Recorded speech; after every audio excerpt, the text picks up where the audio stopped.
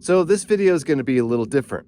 Most of my channel is about me rambling poetically about living out in the wilderness, living in a shed, living with a cat. But I recently got a proposal that I thought might be interesting to explore. My life as a writer is basically street busking. I'm out here doing dozens of different little gigs and jobs, trying to scrape together a living from the sum total of basically writing books, writing for video games, my Patreon, and even a little trickle from this YouTube channel. People who actually make a living on YouTube, they don't do it from the money you get from YouTube. They use YouTube as a platform to get sponsorships. I'm sure you've all seen these ads, reviews, etc. I never thought that would be me. I never thought anyone would approach me to promote something, but someone did. I am very reluctant to do anything like this. I don't like to involve myself in that side of this world, but if there are things that are related to this, things that are a natural fit with the lifestyle that I'm living and that I'm sharing about, maybe it wouldn't be too much of a turnoff if I wax commercial once in a while. So I'm going to attempt that today by reviewing this pair of boots. This landscape varies dramatically from season to season. We're now starting to swing into spring, but we just got out of a very intense winter. It's sloppy, it's wet, there's deep, deep snow. You have to be ready for anything out here. So disclosure up front, they gave me the boots for free. I get an 8% commission if you buy them using my code. And that's it. I don't get paid for doing the ad or anything. I'm not doing this because I think it will give me wealth. Right now, this is more like just an experiment. It's something I was curious to try. He said, can you make a video about this? And I'm like, I don't do product reviews. What am I going to talk about? But then I thought, I do have kind of a little rant. I do a little ranting. And I happen to have a rant locked and loaded for the idea of waterproof boots and waterproof clothing in general. Hey, buddy. So here's what annoys the hell out of me.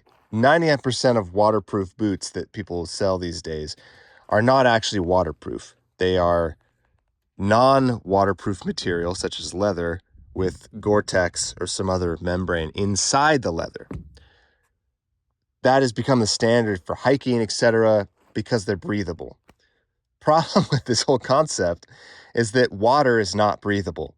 So you dunk this in the water, get the leather wet, does not take long.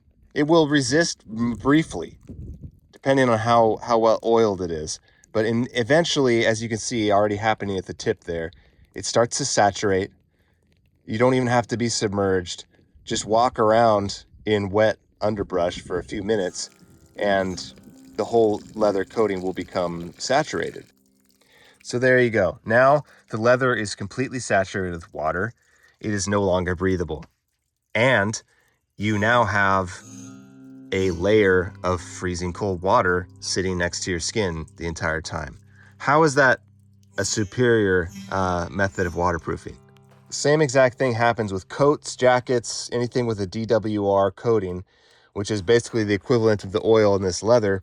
It temporarily keeps the surface dry until, for whatever reason, it just fails, and then the water penetrates the outer fabric. You're still protected from the water by the Gore-Tex inside, but now you have a layer of soaking wet fabric hanging on your body. It's cold, it's heavy, and it's not breathable. So basically, you've come all the way back around to the first problem, except you've added on a layer of heavy, cold water that's one membrane away from your skin. With an actually waterproof garment, whether it's footwear or a coat, rain slicker, whatever it may be, that's rubber. That will never get wet in any way. It is not breathable, of course, so your feet may get sweaty inside of it, but it's going to happen with those anyway. I own a fair amount of membrane-based waterproof garments because that is pretty much all that is sold. I think that it's something that's due for a change. People are starting to realize what nonsense Gore-Tex is for any serious use, because it basically just buys you a little time. DWR coating buys you time. Yeah, if you're in a brief sprinkle, you can get through it before the water penetrates, as you saw with my example there of the boot. But who wants to be like temporarily shielded? I want armor. I want to know that I'm protected, that I'm not ever going to get wet. So I would like to see more fully waterproof clothing with venting. I feel like that is what garments used to be. The classic oilcloth dusters, things like that. They were fully waterproof clothing with lots of like pit vents, back vents, all sorts of vents to keep you from sweating yourself to death. I could be wrong about this stuff. I'm not a scientist. I'm not an extremely avid hiker either. I have a suspicion, though, that much of it is just marketing. They've realized that people love Gore-Tex. People love these membranes. They aren't really thinking about it. So I go full waterproof with my boots now. I don't mess around with leather and Gore-Tex for serious country usage. So I wore these Noble Outfitters mud boots for this whole winter. I didn't experience a whole lot of sweating. These boots, I believe, were about almost twice the price, though. I think they were about 120 bucks, something like that. These are $78 on Amazon. So they're a budget option. And one thing I've noticed right away is that they do not have any kind of breathing layer inside, any liner. It's just straight up neoprene, which I have my concerns about. We'll find out when I start wearing them, as opposed to these guys, which have, this stuff, which, could be a gimmick. Who knows how effective that really is, but we'll find out.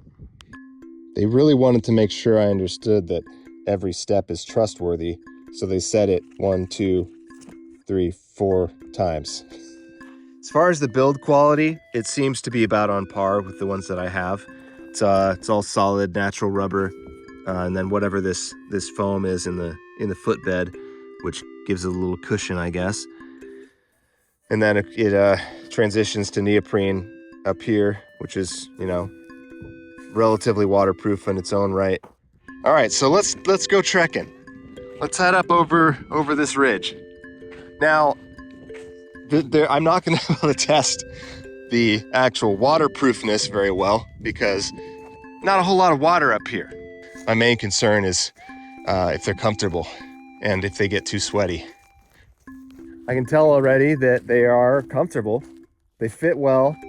They're nicely contoured to the shape of the foot. I'm enjoying the higher boot height here. I feel a lot more protected.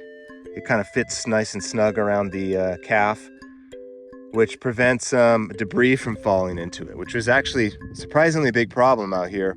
Even with those mid-calf boots, I somehow would get stuff in my boots. Oh, we've got a co-reviewer joining us today. We going trekking, Bob? Where are we headed? You go check the boots out? Bob is an unusually dog-like cat in that he basically follows me everywhere I go. When I go on treks, he comes with me. Stays pretty close to my side. He's always ready for any situation. There's always a tree nearby if he feels like he needs to. Anyway, was I supposed to be reviewing boots or something? So you might ask, as I did, why spend $78 on a fancy rain boots when they sell this rubber boots in any store for like, I don't know, 20 bucks or something. The basic classical farm rain boots. Main difference is just comfort, because these have this whole neoprene liner. This stuff extends down below the rubber as well. It goes through the entire boot, so everything inside is cushioned and warm. This is pretty much the same material that wetsuits are made out of, so it's definitely designed to stay warm. I do feel my feet heating up a bit already. I've been walking for maybe 10 minutes. And that's sort of inevitable to some extent. My feet get a little sweaty, even in those other boots. Oh, there he goes. Up to the next tree way station. Surprisingly, these are actually much lighter than the Noble Outfitters boots I showed you earlier. I was worried they were going to be a lot heavier because they're taller, but I guess the extra neoprene doesn't really add much weight. The rubber must be thinner or something, but I don't really see that could be an issue, because like how hard would you have to abuse these things to actually abrade through, you know, a layer of rubber. Oh, there he goes again. up another tree. Oh, he might be getting a little nervous now. Maybe we should head back. Come on, Bob, let's head back. So I'm almost back now. And here goes Bob, running for it. My feet are definitely warm. They're, you know, they're damp, but they're not like sweating profusely, because there's still a fair amount of ventilation just from the fact that they're not, you know, laced or anything. So there's a space in there. There's a looseness in any rubber boot that allows the hot air to just kind of vent right up out like a chimney. That helps a lot. I'm really enjoying the lightness of them. Like, they're almost invisible on my feet, which is very different than the clod hoppers I've been using. So here's a comparison between the more upscale rubber boots, such as Kalkal, and the basic, you know, Walmart $20 boots that are, you know, kicking around everybody's barn. As you can see, basically no liner, just this thin little piece of fabric. The edges are actually sharp, which you can feel when you're trekking around in these. It's, you know, they're not articulated in any way. There's none of this like ribbing and paneling that kind of lends shape and strength to it. It's just a solid block of rubber. Pretty heavy. Then of course you got the soles, which on the basic boots are just, you know, a block of solid rubber, very heavy, very hard. And these are more like hiking boots. They have this foam layer for cushioning. Pretty sure that it's a different kind of rubber too. This stuff feels different. It's a lot colder and harder. I think maybe this is not natural rubber and this is. I know that this is. They definitely feel different. This is much more supple. So yeah, for my money, I would pay $60 more for these. Long-term investment. You know, unless you're just using it like once or twice a year in extreme rainstorms, if you plan to actually do any living in the boots, this definitely seems worth the upgrade. Not that there's much question about whether a solid rubber boot is going to be truly waterproof, but just for due diligence, I guess I'll give it the full test. And I'll stand in my dishwashing basin. Yes, this is how I wash dishes for the first year that I was here.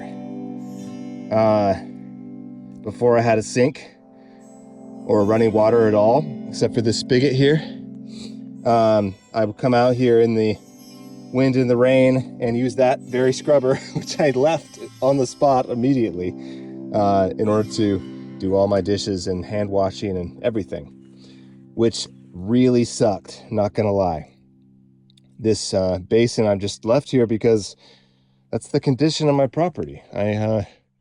And there's my shit bucket over there. Well, as expected, I'm not getting wet.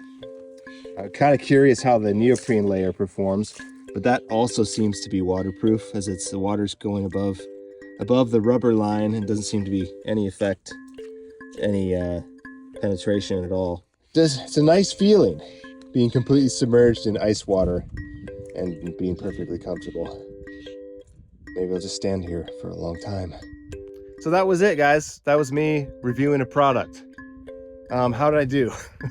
I have no idea if this kind of thing will ever happen again, but it would be interesting. I hope this hasn't been too annoying for those of you who come to this channel in search of peaceful serenity and philosophical insights, not advertisements, you know.